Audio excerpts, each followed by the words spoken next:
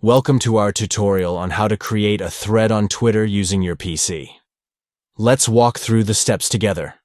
To start, click the Post button to draft a new post. This will serve as the beginning of your thread on Twitter. Next, to add additional posts to your thread, look for the highlighted plus icon.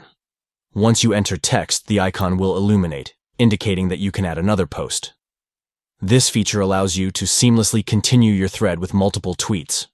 Once you have finished adding all the posts you'd like included in your thread, it's time to share your thread with the world. Simply click the Post All button to post your complete thread on Twitter.